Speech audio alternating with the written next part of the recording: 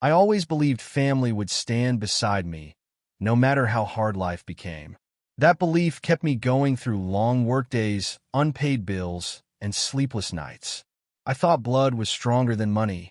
I thought love could survive failure. I was wrong. The morning everything changed started with a short meeting.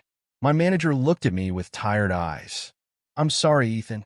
I forced a smile. "You don't have to apologize. Just tell me what's happening." He sighed. "The company is shutting down. We lost our biggest contract." I felt my stomach tighten. "So we're all losing our jobs?" "Yes." "When?" "Today." I stared at him. "That's it?" "I'm afraid so." He handed me an envelope. "Your final paycheck." I took it with shaking hands. "Good luck, Ethan." "Thanks." I walked out carrying a cardboard box with a coffee mug, a family photo, and a notebook. 10 years of hard work ended in 10 minutes. Outside, my phone rang. It was my landlord. "Mr. Carter?" "Yes." "Your rent is already 10 days late." "I know. I need payment by Friday." "I'm trying." "I've heard that before. I just lost my job today." There was a pause. "I'm sorry to hear that, but I still need the rent." "I understand." "Friday, Ethan." The call ended. I sat inside my old sedan and rested my forehead on the steering wheel. "What do I do now?" I whispered. "For weeks I searched everywhere. I have experience. We're hiring someone else. I can start immediately. We'll call you." Nobody called. My savings disappeared faster than I expected. Every morning I checked my bank account. Every night the number became smaller. One afternoon I counted the cash left in my wallet. $83. I laughed bitterly. I worked for 10 years and now this is all I have.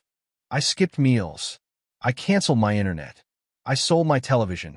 Still, it wasn't enough. Finally, I picked up my phone. My thumb hovered over my mother's number. I hated asking for help, but she was my mother. She answered after 3 rings. "Ethan?" "Hi, Mom." "What do you need?" Her words surprised me. I lost my job." I heard. "I've been looking every day." "So?" "I'm behind on rent." Silence. "I only need a little help until I find work." She finally spoke. "Come to the house tonight." "Really? We're having dinner." "Thank you." "We'll talk then." The call ended before I could say anything else. Hope returned for the first time in weeks. I showered, put on my cleanest shirt, and drove to my parents' house. The lights were bright. Cars filled the driveway. I frowned. I didn't know we were having guests. I walked inside. My aunt smiled. "Ethan, it's been a while." "Hi, Aunt Linda." My cousin waved. "Good to see you." "You too." The dining room was full. My mother stood at the head of the table. "There he is." I smiled. "Hi, Mom." She looked me up and down. "You've lost weight." "I've been busy." She laughed. "Busy doing what?" The room became quiet. "I've been looking for work." My sister Olivia crossed her arms. "Still unemployed?" "I'm trying." She rolled her eyes. "Trying doesn't pay bills." I looked toward my father. He kept eating. "Dad?" He didn't answer. My mother folded her hands. "Ethan has something to tell everyone." I blinked. "What?" "You wanted help." I felt heat rise into my face. I didn't ask to announce it. She ignored me. "My son lost his job." Nobody spoke. "He can't even pay his rent." Someone cleared their throat. I wish the floor would open beneath me. "I only needed temporary help," I said quietly. My mother smiled without kindness. "Temporary?" "Yes." "How much?" "I'll pay it back." "Answer the question." $2,000. Olivia laughed. "That's embarrassing." I looked at her. "You don't understand." "Oh, I understand perfectly." She leaned forward. "You wasted your life." "I worked every day." "And where did that get you?" I clenched my fists. "Life happens." "No," she snapped. "Failure happens." I turned to my father again. "Dad, please say something." He stared at his plate. "Richard," my mother said, "do you have anything to add?" He sighed. "Your mother has a point." My heart sank. "You think I'm a failure too?" "I think you should have planned better." I couldn't stop the company from closing. My mother pointed toward the door. "Our family has a reputation." I frowned. "What does that have to do with me?" "You make us look weak." "I'm your son." "You're a burden." The words hit harder than any punch. I came here because I trusted you. You came here begging. I'm asking for help. There is no difference. I swallowed hard. So that's what I am now. My mother nodded. A disgrace. I looked around the table. Nobody defended me. Not one person. I picked up the family photo from my jacket pocket. We took this picture on my graduation day. My voice shook. You both said you'd always be there for me. My mother shrugged. People make promises. I stared at her. You didn't mean it? I meant it when you were worth believing in. I felt something break inside me. I looked at my father one last time. Are you really going to let this happen? He closed his eyes. I'm sorry, son. Those 3 words came too late. My mother walked to the front door and pulled it open. Leave. Mom, don't come back until you become someone we can be proud of. I stood frozen. Are you disowning me? Yes. My chest felt empty. I stepped outside without another word. The door slammed behind me. As I walked toward my car, I realized I hadn't lost my job that day. I had lost my family. I woke before sunrise because my back hurt from sleeping inside my old car.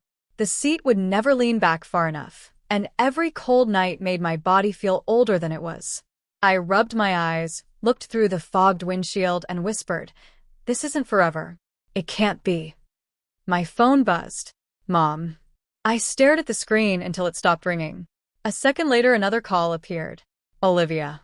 I laughed without humor. Now you want to call? I let it ring until the silence returned. I started the engine. Please don't die on me today. The old sedan answered with a rough cough before finally coming alive. Good enough. I drove to a gas station, washed my face in the restroom, and bought the cheapest coffee on the menu. The cashier smiled. Long night. You could say that. You look exhausted. I'll survive. I hope today treats you better. Thanks. Those simple words felt kinder than anything my family had said in weeks. I spent the morning applying for jobs. Sorry, we're fully staffed. We'll keep your resume. You have great experience, but we're moving in another direction. Every answer sounded different, but they all meant the same thing. No. By noon, my stomach growled. I counted the bills inside my wallet. $48. I bought a sandwich and saved half for dinner. While I ate inside my car, another call came. I didn't even look. If someone really cared, I muttered, they would have cared before I became homeless. I tossed the phone onto the passenger seat. For the next 3 days, I accepted every delivery job I could find. A restaurant manager handed me a paper bag. Can you deliver this in 20 minutes? I'll get it there. You'll earn $12. I'll take it. I drove across the city from morning until night. Pizza, groceries, medicine, flowers. Every delivery paid a little. Every mile kept me moving. Still, it wasn't enough. Late one evening, I parked beside a public park and closed my eyes. A loud knock startled me. Knock, knock, knock. Ethan. I froze. Ethan, I know you're in there. I slowly lowered the window. Daniel Brooks stared at me. What are you doing here? I asked. I should be asking you that. I'm fine. He looked around the car. Really? Yeah. He pointed toward the blanket in the back seat. Then why are you living in your car? I couldn't answer. Daniel opened the passenger door and climbed inside without asking. You've always been terrible at lying. I looked away. How did you find me? I went to your apartment. I got evicted. I know. I went to your office. It closed. I called everyone. You shouldn't have. I was worried. I swallowed hard. No one worries about me anymore. I do. Those 2 words almost broke me. Daniel leaned back. So tell me everything. I took a deep breath. They threw me out. I guessed. They called me a burden. I know. My own mother. I know. My dad didn't defend me. Daniel shook his head. He should have. My sister said I embarrassed the family. She's wrong. They all think I'm worthless. He looked straight into my eyes. Do you think you're worthless? I stayed quiet. Answer me. I don't know anymore. He hit the dashboard lightly. Don't let them decide who you are. They're my family. They're people. What's the difference? Family lifts you when you fall. Those people pushed you. His words stayed with me. I whispered, maybe I deserved it. He frowned. Don't ever say that again. They were disappointed. They were cruel. I failed. You lost a job. They said I became a disgrace. Daniel crossed his arms. Ethan, listen carefully. I'm listening. A paycheck isn't your value. I stared at him. A house isn't your value. I nodded slowly. Other people's opinions aren't your value. What if they're right? They're not. How can you be so sure? Because I've known you since we were 12. He smiled. You helped me pass math. I laughed softly. You almost failed anyway. You stayed with me after my parents divorced. I remember. You worked overtime so your dad could keep a shop open. I tried. You've spent your whole life helping people. I looked down. So, why are you acting like one bad year erases everything? I couldn't answer. Daniel reached into his pocket and handed me a key. What's this? My apartment. I can't. You can. I don't want charity. It's not charity. What is it? It's what brothers do. The word brothers echoed inside me. My real family had thrown me away. My best friend was offering me a home. I closed my hand around the key. Thank you. You don't think family. I smiled for the first time in days. The next afternoon, I accepted more delivery work. While dropping off groceries near my parents' neighborhood, I heard a familiar voice outside a cafe. Olivia. I stopped behind a wall without thinking. Her friend asked, Do you ever hear from your brother? Olivia laughed. Brother? Yeah, Ethan. I don't have a brother anymore. The world seemed to stop. Her friend looked surprised. Really? He made his choices. I thought you two were close. We were. What changed? He became an embarrassment. I couldn't listen anymore. I walked back to my car before they saw me. I sat behind the wheel for several minutes, without starting the engine. My chest hurt more than my empty stomach ever had. I finally whispered the only promise that mattered. I will never beg for love again. I measured time by overdue bills and empty coffee cups. Every month brought another interview, another polite smile, and another rejection. Some mornings I wanted to stop trying, but quitting meant proving my family right. I refused to give them that victory. Daniel knocked on my apartment door one rainy morning. You awake? Barely. He walked inside carrying 2 breakfast sandwiches. I brought food. I can't pay you back. I didn't ask you to. I smiled. You never do. He tossed me a sandwich. Eat first. Feel sorry for yourself later. I wasn't feeling sorry for myself. He raised an eyebrow. No. I was thinking. Thinking about giving up? I stayed quiet. Daniel sighed. Ethan, look at me. I did. How many applications this week? 23. And no offers. So apply to 24. I don't know how much longer I can keep doing this. You keep going until somebody says yes. What if nobody ever does? They will. You sound awfully confident, because I know you. I laughed softly. You always say that. And I'm always right. A few days later, I delivered lunch to a downtown office building. As I waited for the elevator, I noticed a banner across the lobby. Future Business Leaders Seminar. People in expensive suits walked past me. I looked down at my delivery uniform. I definitely don't belong here. A woman standing near the registration desk overheard me. Why not? I turned toward her. She looked confident but approachable, dressed simply despite everyone else trying to impress. I forgot my designer suit, I joked. She smiled. That's overrated. I wasn't invited anyway. Neither was ambition. I blinked. What? She pointed toward the open conference room. The seminar is free. I have deliveries. How long until your next one? I checked my phone. Almost an hour. Then spend 30 minutes investing in yourself. I hesitated. I don't know. What do you have to lose? I couldn't think of an answer. I guess nothing. Exactly. I stepped inside and sat near the back. Several speakers talked about business, leadership, and failure. Most of it sounded polished. One sentence caught my attention. Success usually begins after life embarrasses you. I quietly repeated it.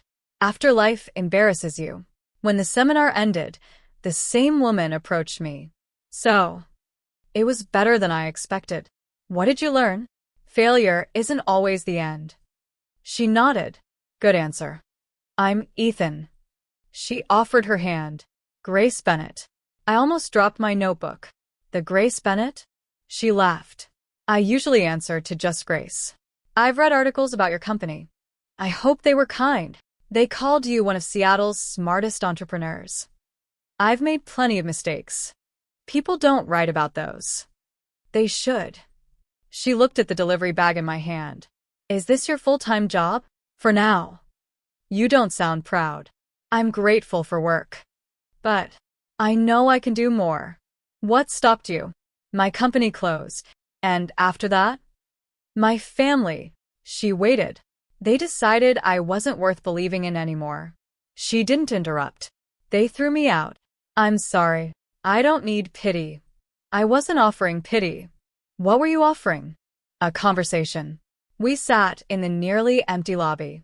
She asked questions. I answered honestly. I told her about losing everything. I told her about sleeping inside my car. I even admitted how close I had come to giving up.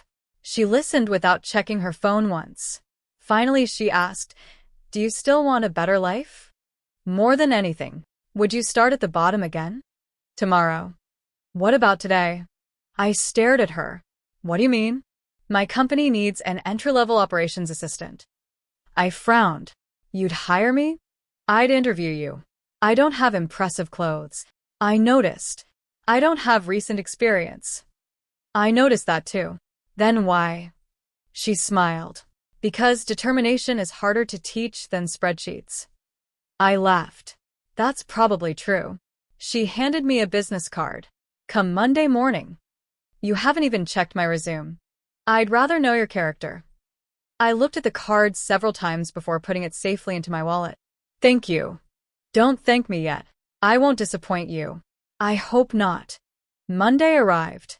I stood outside her office building 30 minutes early. Grace met me in the lobby. Nervous? A little. Good. Good. It means this matters.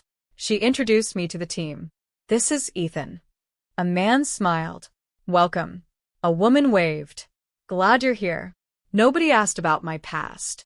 Nobody judged my clothes. Nobody treated me like a burden.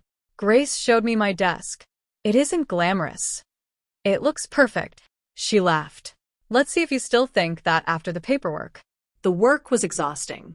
I organized files, answered emails, carried boxes, stayed late, arrived early. One evening, Grace walked past my desk. You're still here? I wanted to finish these reports. They can wait. I've waited long enough for my future. She nodded with quiet approval. Daniel called me that night. How's the new job? I think I finally found where I belong. I told you somebody would say yes. You did. So, dinner tomorrow? I can't. Working late. Again. He laughed. I've never been happier to hear you complain about work. Weeks turned into months. I stopped counting failures. I started counting progress. Every lesson made me stronger. Every challenge reminded me that I was moving forward. One night I stood outside the office after everyone had gone home. The city lights reflected in the windows. I remembered the night my mother had called me a disgrace. The memory still hurt, but it no longer controlled me. I looked at my reflection and quietly smiled. I don't need revenge. I took a slow breath. I just need to become someone I can respect. For the first time since losing my family, I truly believed my future still belonged to me. Chapter 4. Success Has a Quiet Voice, Part 1/2, 500 words. 5 years changed my address, my career, and my bank account, but they never erased the memory of the night my family shut the door in my face. Every morning I reminded myself that success was earned one decision at a time, not through luck. Grace stopped beside my office. Ethan, are you busy? I just finished the quarterly report. She smiled. You finished it yesterday. I wanted to improve it. You always do. She stepped inside. Sit down. I closed my laptop. Did I make a mistake? She laughed. If you had, I would have emailed you. That's true. She folded her hands. Do you remember your first day here? I remember feeling terrified. You also apologized every 5 minutes. I was trying not to lose the job. You weren't trying. I wasn't. You were proving yourself. I smiled. I guess I was. She nodded toward the window. Look outside. The Seattle skyline stretched beneath us. When you arrived, she said, you believed you had nothing. I felt that way. And now, I've learned that hard work lasts longer than pity. Grace nodded proudly. That's why you're ready. For what? She slid a folder across my desk. I opened it slowly. My hands froze. Business partner? She smiled. Congratulations. I looked up. You're serious? I've never been more serious. I don't know what to say. Try yes. I laughed. Yes. She stood. Good. We have a lot of work ahead. I shook my head. You trusted me when nobody else did. I trusted your character. You changed my life. No. She pointed toward me. You changed your own life. I only opened a door. Her words stayed with me long after she left. That evening Daniel called. Guess who finally became a partner? I already know. You do. Grace called me. I laughed. She ruined my surprise. No. What? She wanted me to celebrate with you. When? Tonight. We met at our favorite little diner. Daniel lifted his coffee. To the stubborn guy who refused to quit. I raised my glass. To the friend who refused to leave. He grinned.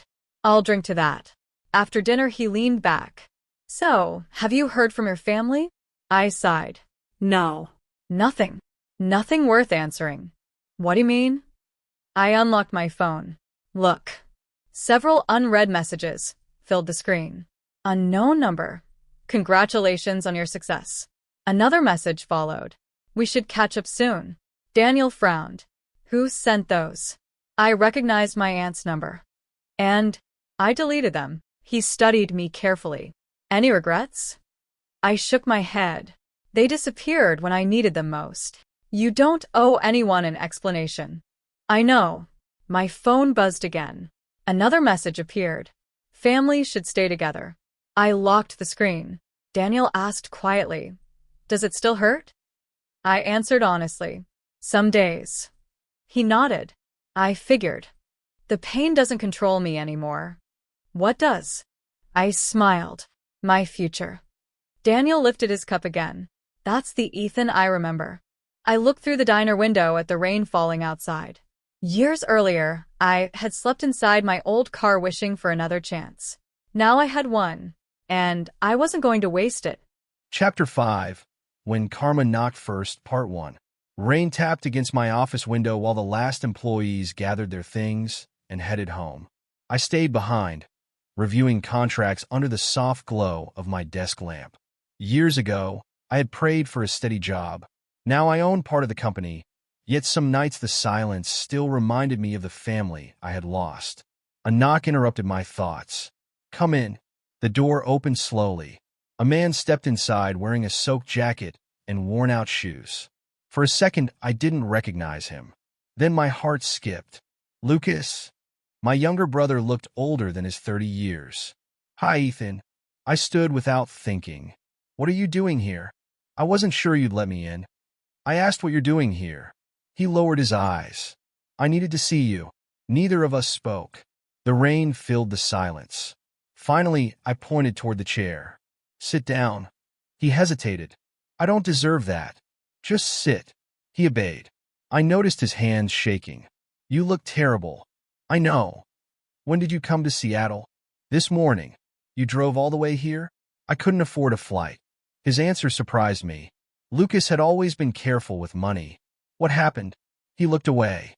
It's complicated. I folded my arms. I have time. He took a slow breath. I'm sorry.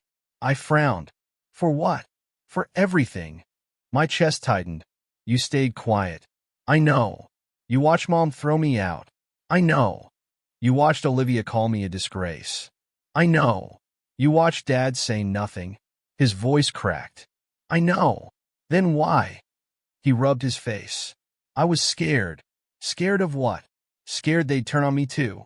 I laughed bitterly. So you sacrificed me instead. I hate myself for that. You should have spoken. I wanted to, but you didn't. No. Silence settled between us again. Finally I asked, why now? His eyes filled with tears. Because everything is gone. I stared at him. What do you mean? Our house. What about it? The bank took it. I blinked. What? They repossessed it. I struggled to believe him. How? He swallowed hard. Mom and Dad invested almost everything. In what? Olivia's husband convinced them. I remembered hearing about him years ago. He always bragged about expensive cars and quick profits. What did he promise? That he'd double their money. And they believed him? They trusted family. The words stung. I almost laughed at the irony. Lucas continued quietly. The investments failed. Completely. Every dollar. I leaned back. What about savings? Gone. Retirement? Gone. The house? Gone. I closed my eyes. Years earlier, my parents had judged me because I was poor. Now they had lost everything themselves. Lucas spoke again. It got worse. There's more. He nodded. They borrowed money. From who? Banks. And they couldn't repay it. I slowly opened my eyes. How much debt? More than they can ever pay. I shook my head. I never imagined this. Neither did I. What about Olivia? Lucas gave a bitter smile. She disappeared. What? The moment things fell apart. She left. She and her husband moved away. Without helping? They said they needed to protect their own future. I looked out the window. Rainwater streamed down the glass. The same sister who called me an embarrassment had abandoned the parents she claimed to respect. Life had a cruel way of teaching lessons. Lucas broke the silence. People stopped calling. What people? Their friends. The same friends Mom always wanted to impress. Yes, they disappeared, almost overnight. I remembered every family dinner where appearances mattered more than honesty. Now those appearances had vanished. Lucas whispered, "Nobody stayed." I looked back at him. "Except you." He nodded once. "I couldn't leave them. They didn't deserve that loyalty." "I know." "Then why?" "Because they're still my parents." His answer sounded painfully familiar. It was exactly what I would have said years ago. I took a slow breath. "What do you want from me, Lucas?" He looked straight into my eyes. "I came because I couldn't carry this alone anymore." To be continued automatically in Part 2. Chapter 6. The Knock I Never Expected, Part 1. 3 days passed after Lucas left my office, but his words refused to leave my mind. Every meeting, every contract, and every conversation faded behind the same question. What would I do if they came? I never found an answer. Saturday morning arrived quietly. I brewed coffee, carried the mug into my living room, and looked through the wide windows overlooking the Seattle skyline. My phone buzzed. "Daniel." "Morning." "Morning. You sound tired." "I didn't sleep much." "Still thinking about Lucas?" Yeah. "You know you don't owe anyone forgiveness." "I know. You also don't have to become the man they were." I've been telling myself that. A knock echoed through the house. Knock, knock, knock. Daniel paused. "Someone's there." I heard. "You expecting company?" No. "I'll let you go." "Thanks." The call ended. Another knock came, slower this time. I walked toward the front door. My hand stopped on the handle. Something felt different. I opened it. Everything inside me froze. My mother stood on the porch. My father stood beside her. Each held a small, worn travel bag. Their expensive clothes were gone. Their proud expressions had disappeared. My mother looked years older. Dark circles rested beneath her eyes. My father's shoulders were bent. Neither spoke. Finally, I managed one word. "Mom." Her lips trembled.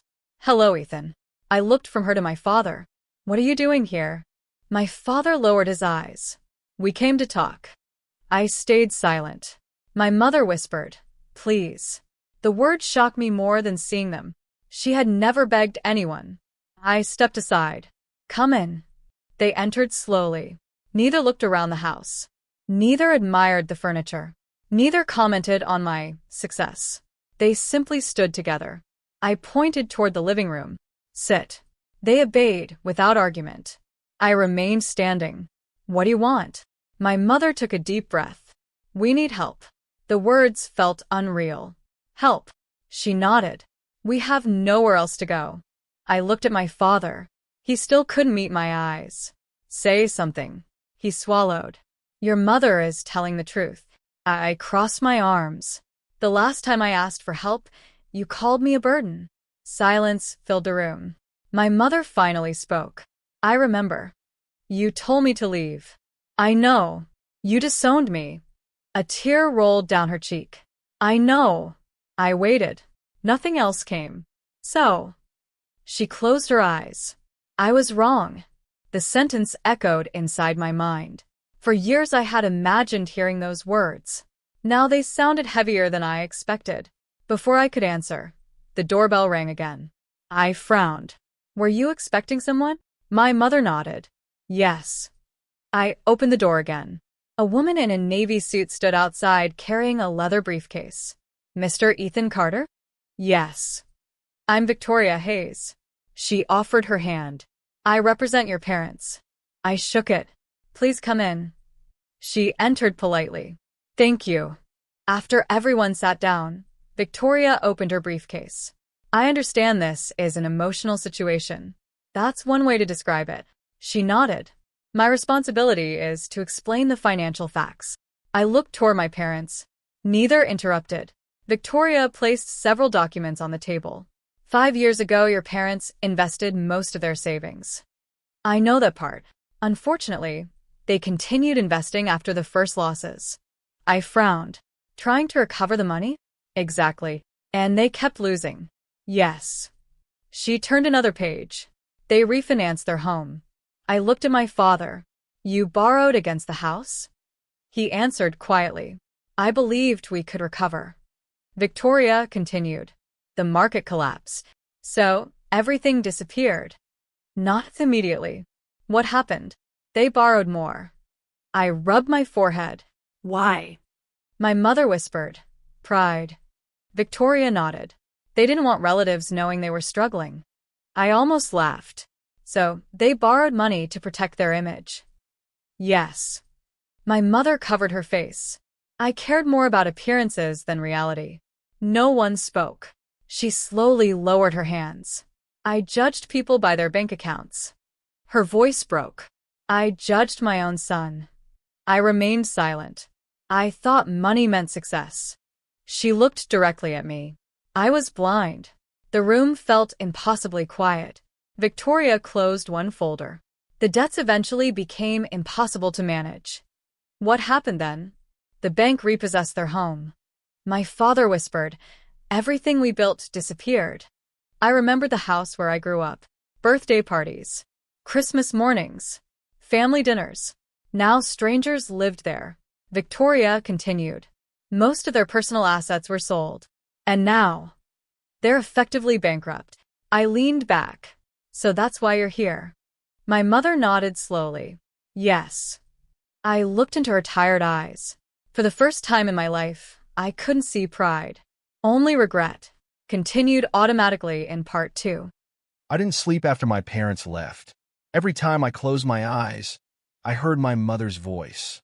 Leave. Then I heard another. I was wrong. The two memories fought each other until sunrise. I walked onto my back porch holding a cup of coffee. The city looked peaceful. My heart didn't. My phone rang. Daniel, you awake? I never went to bed. They came, didn't they? Yeah. How did it go? I don't even know. You don't sound angry. I'm tired. That's different. I spent years imagining this moment. And it wasn't satisfying. Daniel stayed quiet. Finally, he asked, what are you going to do? I haven't decided. Whatever you choose, make sure you can live with it. I will. After the call ended, I sat alone for another hour. I kept asking myself the same question. If I let them suffer, will I finally feel better? The answer never came. Instead, another thought replaced it. I already survived without them. Around noon, I called Victoria Hayes. Good afternoon, Mr. Carter. I've made my decision. I'm listening. My parents won't be homeless. She paused. I understand, but they won't live with me. That's reasonable. I'll pay for a small apartment. I can arrange that. They also need medical insurance. I'll include it. In financial counseling. Victoria sounded surprised.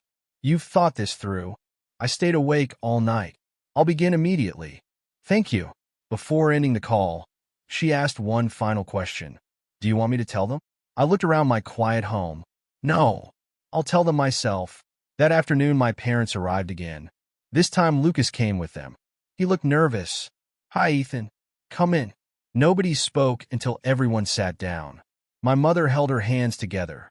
We understand if your answer is no. I nodded slowly. I made a decision. She looked down. I won't ask you to forgive us.